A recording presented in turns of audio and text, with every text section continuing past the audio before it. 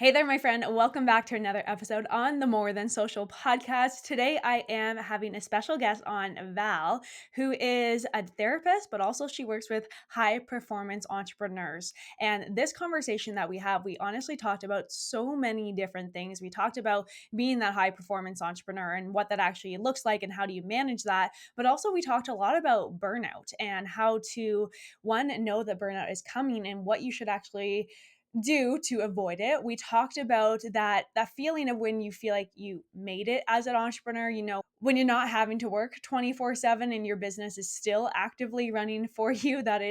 It's a it's an icky feeling, to be honest with you, and we go a little bit in depth with that.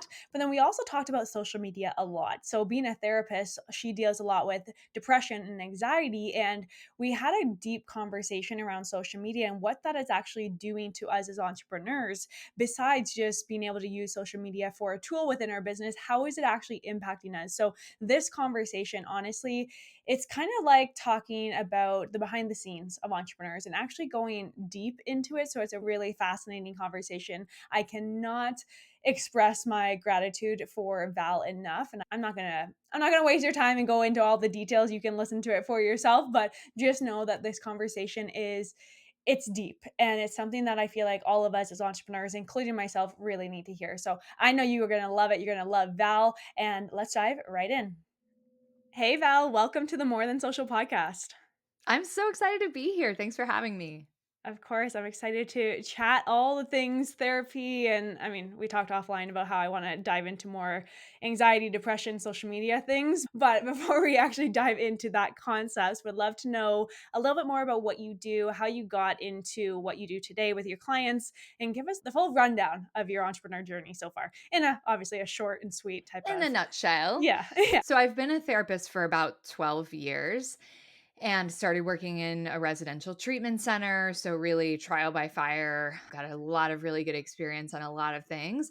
And then, after about 5.5 years of that, have been in private practice. I thought I would always be in solo practice because I'm in like an introverted extrovert. Little, I was content being a lone wolf who like goes and gets coffee with other therapists. But I get a DM in 2019 from someone who's, "Do you want an intern?" And I was like, I don't know, maybe. And now I have a team of 14 4 years later. So, and I'm really enjoying that. So I expanded from my solo practice into our practice called the Gaia Center for Embodied Healing here in Nashville.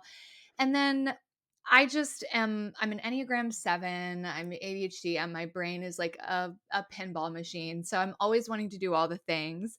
And I've always loved creating stuff, courses, just silly things, podcasts, teaching, and just things that kind of are not in the traditional therapy box.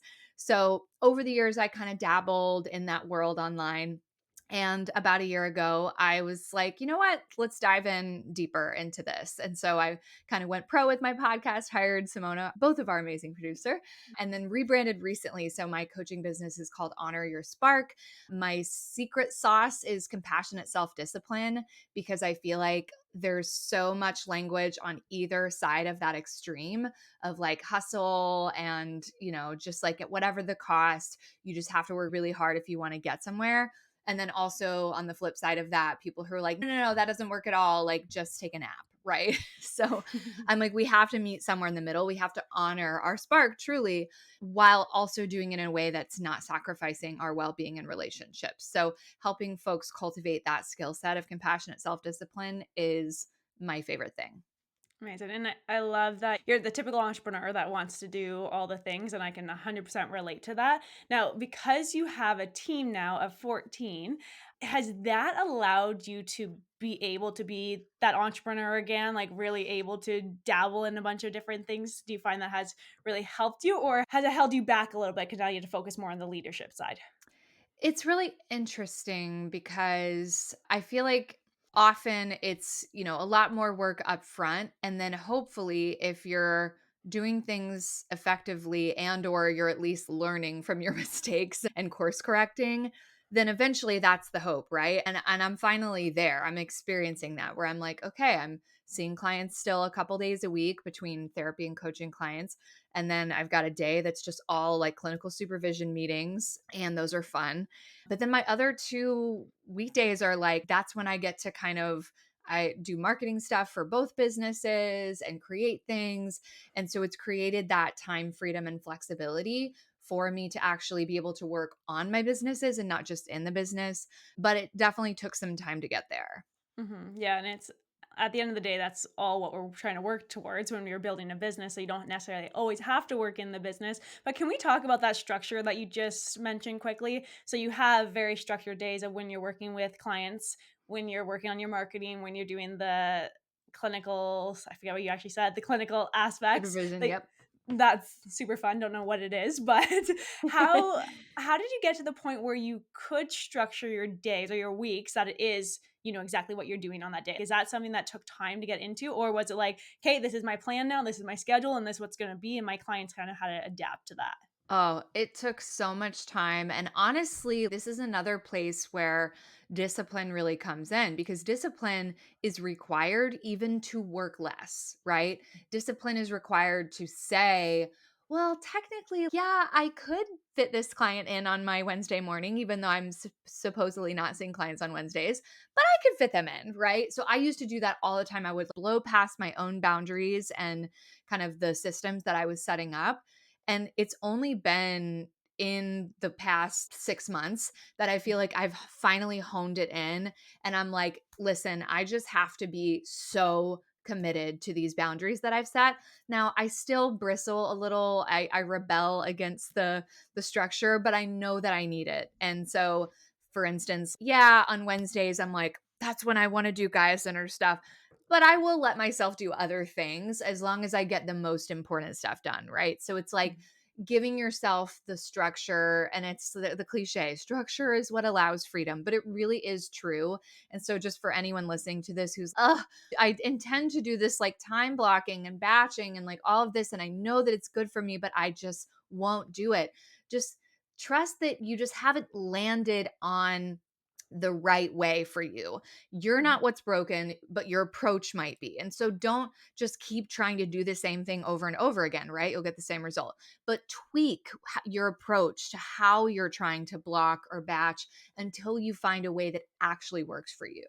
I love that, and I'm such a type A personality, so I like that structure aspect, and it's like if I go off my structure a little bit, that's when I get a little bit stressed out. I'm like, "Oh, I'm off my plan." But like you said, it's okay to kind of weave a bit as long as you get the most important things done. I love that you said that. Now, because it's only been 6 months where this has been actual real life for you, where that you're kind of Mhm. in that structure, what do you find now? Do you feel like it's more like freeing for you? What is like the outcome on the other side that people are all working towards? Oh my gosh. This is something like I'm like, I can't say this out loud, but I will. No. It's hard to admit, honestly, because I have always been such a hard worker. And, when I was working in residential treatment, I was like driving 65 miles each way, 5 days a week, doing like an insane amount of work. And for a long time, that was like such a core part of my identity. I do love what I do. I'm passionate about it. I want to work hard. But here's the thing is like in the past 6 months that I've really committed and had the discipline around my structure more, I'm working less, right? And like you said, isn't that the goal? Isn't that what we're working toward?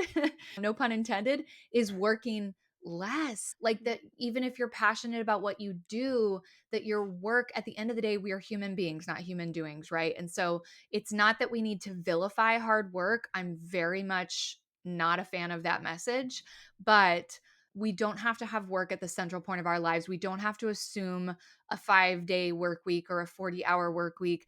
And if you have the both privilege and you've put in the work and you have the skill set, you truly get to build a lifestyle centric career.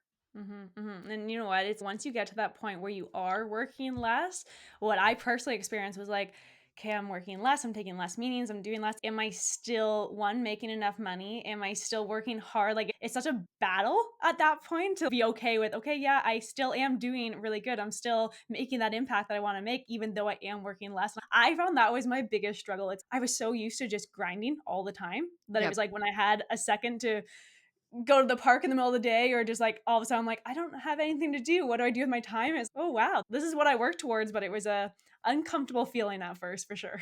Absolutely, especially because sometimes it brings up that thing of like, am I leaving money on the table? I could work more, work harder, whatever, see more clients. And by not doing that, I am actively choosing to leave money on the table. But Mhm. then it comes back to, again, if you're privileged and fortunate enough and have worked to the point where your basic needs are met, your essential lifestyle sort of desires are there, you're not trying to live extravagantly, you're giving some, live your life, right? Mhm. It's optimizing, as my friend tour, Jenny Blake says, for high net freedom, not high net worth. Yeah. And it's interesting because my mentor, he was like, when I got to that point, he's like, congratulations, design your life.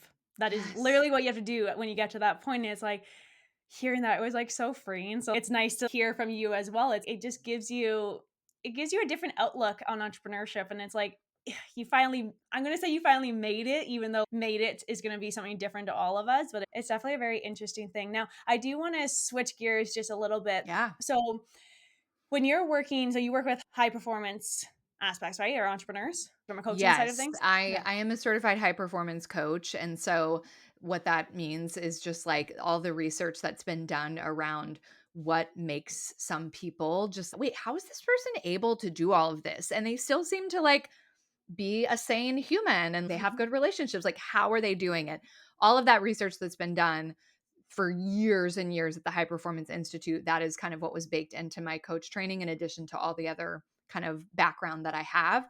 And that is who I'm really passionate about serving. Amazing. And is it because you're also considering yourself as a high performer because you can do all the things, you do have your shit together? Yeah, I mean, it's again, I think especially as women, we have to challenge ourselves to not deflect and not be like, "Oh, but I don't want to seem vain. I don't want to say, yes, I'm a high performer, right? Own it."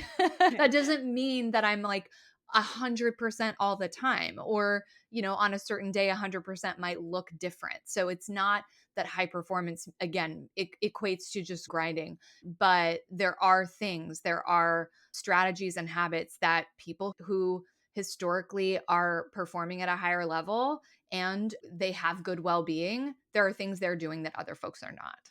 Mhm. And so in terms of those habits that these people are doing, what would those habits look like? Oh my gosh, so many, all the productivity strategies. We're talking about courage, we're talking about clarity, and, just in the day to day, we're talking about energy management. So, all of the things, like, you've got to have your fundamentals. And I think sometimes people can get frustrated, like, I've been talking about the same stuff for years around like what I'm eating or my sleep, whatever. But it is a lifestyle. It's not a one and done, like you're gonna figure it out once and for all. You're Mhm. gonna keep tweaking those dials for the rest of your life, and as long as you recognize that's a feature and not a bug, like that's just how it works, it's okay, right? And having the support of a coach to help you kind of look at what needs tweaking, what's working, what needs work, to me, that is so valuable.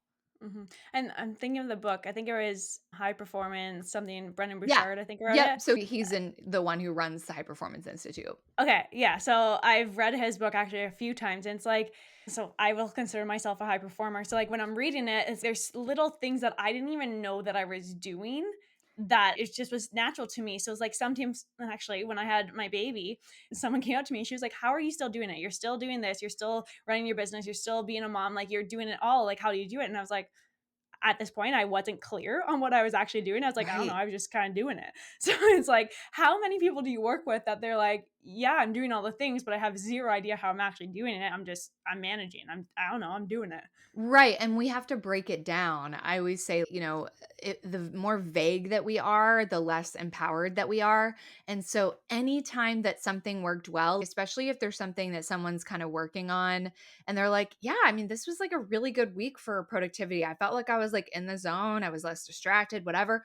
I'm always like, what were you doing different? And, there are going to be times where there's external variables like, well, my kid was out of town or my I was at a different place in my cycle and I just know that I tend to be that way. But there's also almost always going to be something that you are doing differently. So I like to help them kind of like sift through and find out what those things were, whether it was behaviorally or a mindset shift, because the more that we can get specific about what those things are, we can replicate them. Interesting that you said the cycle. 'Cause I just launched a podcast episode all about how to use your cycle within your business and like really lean on the emotions and everything that you're going through.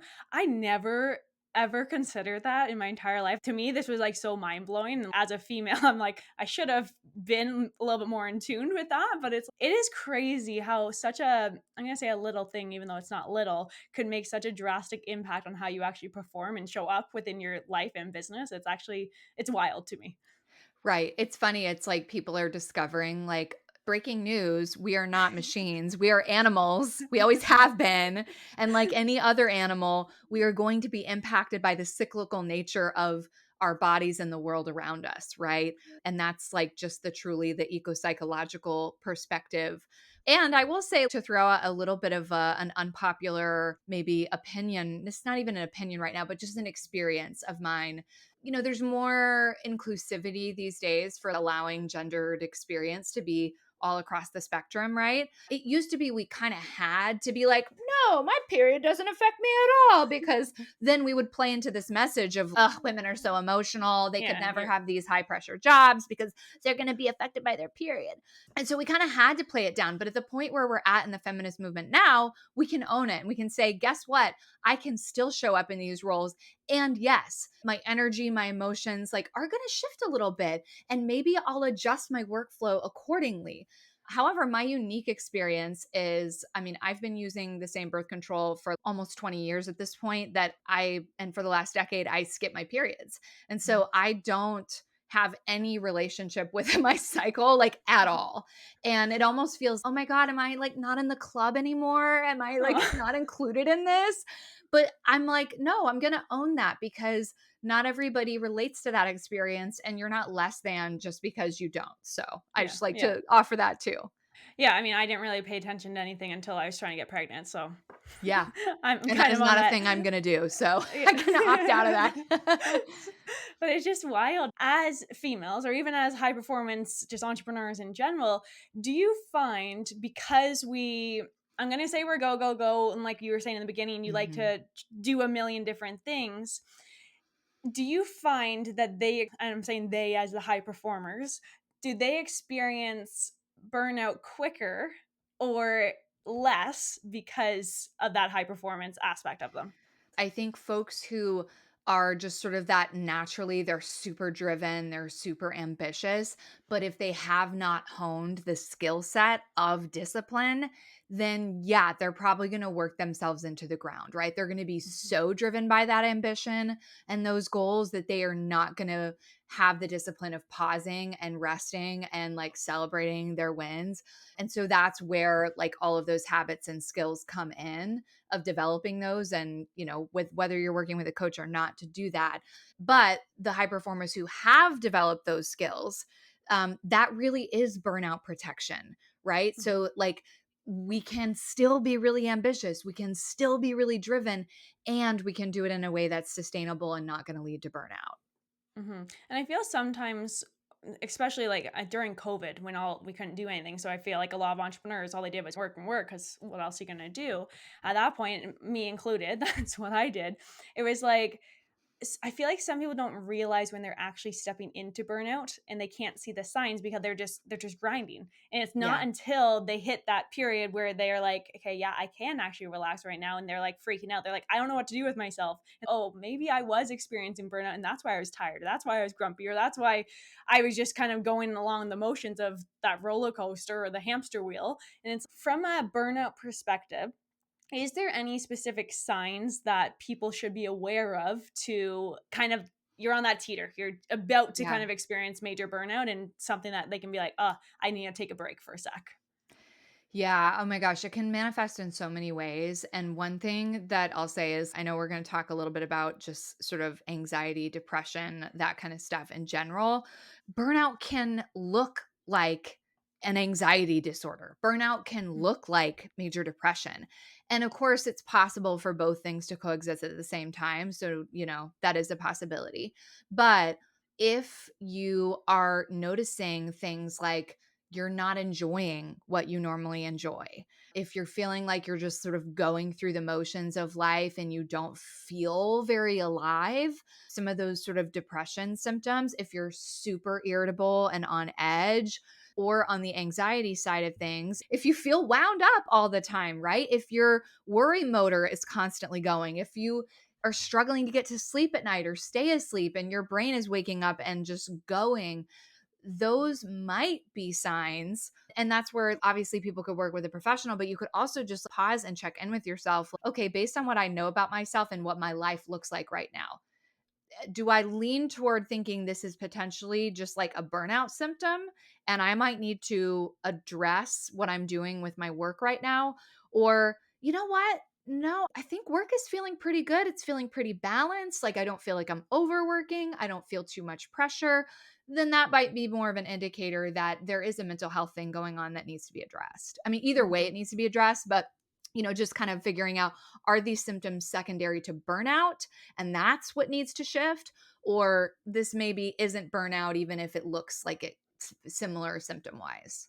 Yeah, and I feel like I've been talking a lot about burnout, not just on the podcast, but in life in general. One of my clients, he specifically does wellness trips for high-end executives who Mm, are burnt out. And it's like yeah. they always say, it's like, hey, this is the trip that I need to give myself that I never actually do.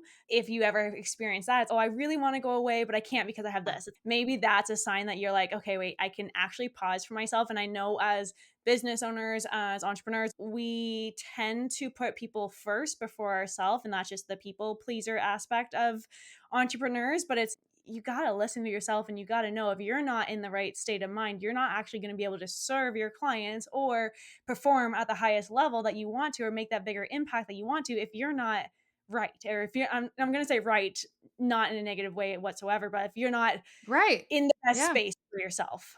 Yeah, absolutely. It's going to come back around for you, right? Even if you do experience some short term growth and success, it's not gonna be sustainable, right? Mhm. Because either you are gonna burn out and you're gonna crash and burn in your business, or you're just gonna be, like, living this sort of shell of yourself, and even if that success comes, it's not gonna be to the level that it could be if you were showing up as a whole person. Exactly, yeah. You said that so much better than I was trying to say it. So that's why you do what you do. Okay, so I did mention the very beginning, I jumped right into I wanna talk about the depression, anxiety, and I know you slightly brought that up already, but I wanna talk about it more from a social media aspect. So Mm. I know you use social media for yourself as well, and I'm assuming a lot of the high performance entrepreneurs that you work with, they also leverage social media to some capacity within their business. When social media comes into play, do you find that a lot of people have anxiety and depression because of social media, or is it coming up more often because of social media? Yeah, it's such a big question. I mean, I think if you zoom out broadly and you talk about just like the population as a whole, and especially like the most vulnerable in terms of like their brains being shaped, being the adolescents, social media is, you cannot make an argument against it. It is harming people. Like it just is. So even if there are benefits to it, which there are, it's not something that we can use recklessly. And that's the thing that gets scary is when, say, it's a teenager and their parents are not setting any boundaries around like their device use. And I know that's really hard. Like, I'm not a parent and I can only imagine, like, you can't micromanage and police your kid. I get that. But there need to be like some deep conversations around how these things are affecting us, especially for teens and young adults who don't have the same, I mean, their brains are not fully formed until we're 25, so they don't have that same level of cognitive reasoning and the ability to weigh the pros and cons of their behavior. So definitely they're the most vulnerable, which they may not be entrepreneurs right now, but they will be. And are their brains going to be fried from this stuff, right? And the level of comparison, the level of, I think it's both sides of the sort of ego coin of we are the center of the universe and oh my God, look at my brand and all of that, which is like kind of weird. But at the same side, or at the same time, it's also insecurity, right? And the Mhm. comparison. And so it's not to say that, oh, this social media is making us all narcissists. It's not, but it is creating this very narrow tunnel, like self focused thing. that also is rooted in deep insecurity and comparison to other people. So, how that impacts more adults and entrepreneurs is, yeah, our brains may not be quite as vulnerable. We might have some more strategies to set some limits with ourselves. But, anyone who's watched The Social Dilemma or has followed some of this, dialogue around social media behavior, how these companies are literally, designed these programs from the ground up for the attention economy to capture our attention as much as possible, to keep us on these apps. It is a little scary to me. And I don't think that means we have to be anti social media or that we shouldn't use it for our businesses.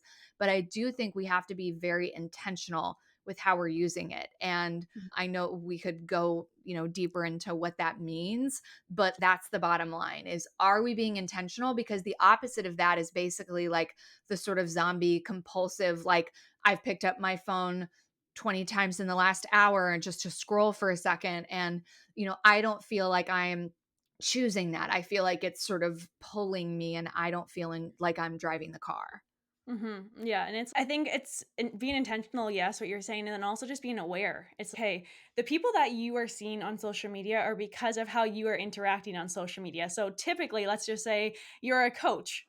A lot of your social media is going to be other coaches. So that's where the comparison aspect comes Yeah. in. You see all these other coaches having success in some capacity, and you're like, oh, why haven't I hit that? Or why am I not getting those real views? Or whatever the case may be. It's the platform is literally designed to show you things that you are working towards or what you're showing interest in. So it's like, of course, they're going to be showing you other people that are in your industry that are achieving some things. So it's like being aware of how the algorithm works. I think one could definitely help people. But two, like you said, set the boundaries. Like I go on for a purpose for my business and then I'm off. I'm not one that scrolls. Definitely, I used to be, and this is a habit that I had to break because I hated being on my phone, Yes. especially having a daughter now. I'm like, I don't want to Yeah. sit there on the couch and be scrolling my phone while she's playing. Like that has helped me, but it's Cool. like everyone needs that reason. But it's like being aware of what is possible. And then something, this trend that's out right now is social media is fake. And all these Yeah. people are actually showing the real emotions that come Mhm. behind whatever it is that they're posting about. And I think people are trying to be more, I'm gonna say authentic when in a way, like they're Yeah. showing more the behind the scenes. They're actually showing how it could impact them in a positive or negative way. But most people show the positive side of their life on social media. I don't say Right. you have to go on there and cry all the time about all your problems, but it's like if you're having a crappy day in your business, if you all you're gonna post about is all the wins. You're not actually gonna post about all the crappy things. So like being intentional but also being aware, I think could go a long way. But it is something that comes up all the time now. Depression, Yes. anxiety. And I think for business owners too, because of the sort of the nature of the roller coaster of entrepreneurship of like, oh my God, I made 5 sales today. And then, oh my God, I didn't make a sale for 10 days. Is my business doomed? Do I need to go get a job? Right. Like we know this roller coaster.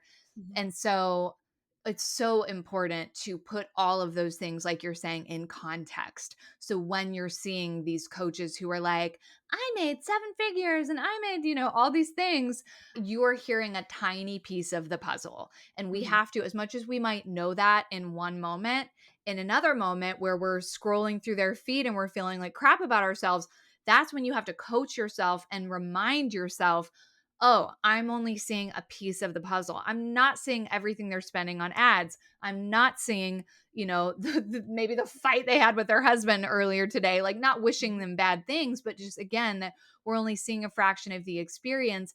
And I do think there are some of these trends, especially in the coaching world, that scare me, right? Where there's so much focus on revenue and higher and higher and higher ticket. And if you're not selling these, you just don't believe in yourself enough. And you just need to invest in a higher ticket coach yourself if you want to succeed. Like it is this kind of icky feeling. And Mhm. I'm not by any means anti coaching, right? But this is a conversation I have going with some friends, and we're eventually going to start an Instagram called Not All Coaches, where we talk about some of the challenges of, can we call this industry to be more ethical? Yeah, no, absolutely. I can 100% agree with you, and I can't wait for you to start that Instagram because that would be interesting to follow. It's like, just social media can have such a large impact on so many people's lives, and it does have an impact. It's like it is scary to a certain extent, but I always say use it as a tool for your business. Don't use it as your everything. Yes. Yeah. Live your life, right? And that's another thing too, is if people feel like they need to be getting content all the time, it can start to feel like you're living a mediated life. I'm having the experience, but anytime I'm having an experience at all, I feel like I need to document it. Right. And Mhm. so, like, everyone will have their own strategy for that. There are going to be some folks who are just like, I just don't try to document those experiences. Or they might be like, you know what? I pull up my phone, I take 3 pictures, I take a little video dancing, and then I put it up. Right. Not to say don't get your content, but be intentional again about how you are doing that, because otherwise it can start to feel like it's putting this layer between you and your experience. Yeah, no, I love that, and I've definitely been someone that fell into that trap of I need to document my entire life, like, years ago now, but it's like, I wasn't present whatsoever Yes. in any of those experiences because I was only present on Instagram, so we've all been there, we we go through it, you will come out the other side stronger and find what works for you, it's just it will take time, but just know what you see on social media is not the end all be all Right. at the end of the day. And I Right. think that, I mean, that's not an uncommon experience at all to for the if someone is engaging with social media in a way that they are becoming just less present in their lives. Even there's research that shows that if, and my phone, I'm guilty right now, usually I try to be better about it. My phone was sitting face down on my desk. The fact that it is in my peripheral vision, Mhm. some portion of my attention is in that phone right now. It's going, ooh, I wonder what emails come through. Ooh, I wonder what text might be there. Not even consciously, but some portion of your attention is there. So just throwing that out there to encourage folks that usually my rule is I have it out of sight. I have it in my purse, I have it in the drawer, whatever it is, if I'm not actively using it, because then it does not have as much opportunity to pull some of my attention away, even when I'm not using it. So if you're with Mhm. friends, if you're with family, just have them out of sight, literally out of sight. Yeah. I when you said that, I was like, "Oh, where's my phone?" I was like, "I don't know." And I'm like, "Oh, it's actually Good. behind me." Yeah. So it's still right here. But I I actually know heard you're on the back radio. there. Yeah, you're somewhere, I know. But I heard on the radio yesterday, actually, there's a restaurant in Italy that when you go in, they will bribe you with a bottle of wine if you lock your phone in a box that they keep at the front. I love that so Like, how much. cool. And I Yeah. just have to share. I got this because I read it in Johann Hari's book Stolen Focus, which is phenomenal. I highly recommend Mhm. it. It talks about going beyond the sort of putting all the responsibility on the individual to be like, just have more willpower with your, devices. Like, okay, I'm trying, but it was literally designed to attach me at all times, right? Yeah. So it's kind of looking at the broader impact of what can we do, how is this impacting us at a larger cultural level, societal level, and what can we do about it at that level? Anyway, he mentioned the K safe. So I have this thing that has a timer on top for anyone who's Oh, watching on video. It's like a little plastic box with a digital timer on top. I can set the timer for anywhere between 5 minutes and 2 weeks, I think. So wow. sometimes I'm like, having it in the drawer is not enough. I'm like feeling so compelled to check it right now, and I don't want to even have the option. So I will stick it in here. And of course, people are like, oh my God, but what if there's an emergency? If there's an emergency, you just bust it open with a hammer and then you buy a new box. That's cool, actually. I mean, but isn't that crazy? Like the temptations that we Oh have my on our phone, God. like you have to buy this box to Right? To lock it in lock it there. away. It's wild, but yeah, Hmm. that's why they were designed. But honestly, Hmm. we could talk forever about this. So thank you so much. I do have one more question, actually, two more Yes. questions. First question I'm going to ask you, where can people connect with you? If they're listening, they're like, I love your vibe. I just want to connect and learn more about how I can work with you. Where can they find you? Yes, I'm on all the things at Honor Your Spark. So my website is honoryourspark.com, and Honor Your Spark podcast, YouTube, Instagram, TikTok. It's all All the there. things. All Yep. the things. I love that. Okay, then my last question. If you could give a fellow entrepreneur one piece of advice, it doesn't necessarily have to be about what we talked about today, just one piece of advice in general, what would that one piece of advice be? Oh my gosh, these questions are Loaded always so question, I hard, know. right? One piece of advice. I do think it comes back to something that we said, which is just be present in your life. And I'm reading a lot about existentialism, which means I'm reading about death and all these things that are, but it's, to me, it's the upside of that is like when we actually remember how impermanent and not guaranteed this whole experience is, we treasure it more.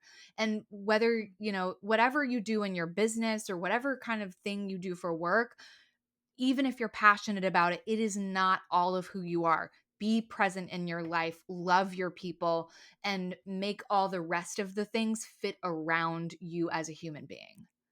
I love that. That literally hit home to me. I'm like, not getting chills, but when you're like, "Ah, she's talking directly to me." I get it. Thank you. Thank you for sharing that. And I know you have your podcast series and you do have an exclusive podcast Yes. episodes. What is that? Can you remind me? Yes. So I have a little 4-part private podcast series. It is called You Are Motherfucking Enough. And it talks about overcoming some of the common things that a lot of us struggle with in terms of confidence and really feeling like we can go all in. So, shame, perfectionism, overwhelm. I share some of my story. I share some tangible strategies and tools. So people can sign up for that at honoryourspark.com/enough. Amazing. I will make sure to link that in the show notes. I actually joined it, I want to Yay. say a month or so ago at this point. So I love all your emails. Thank you for everything that you do. Thank you for the impact that you're making. And thank you so much for hanging out with me today. We honestly could just talk and talk. So I appreciate you more than you probably know. But thanks and have a fantastic day. Thank you so much.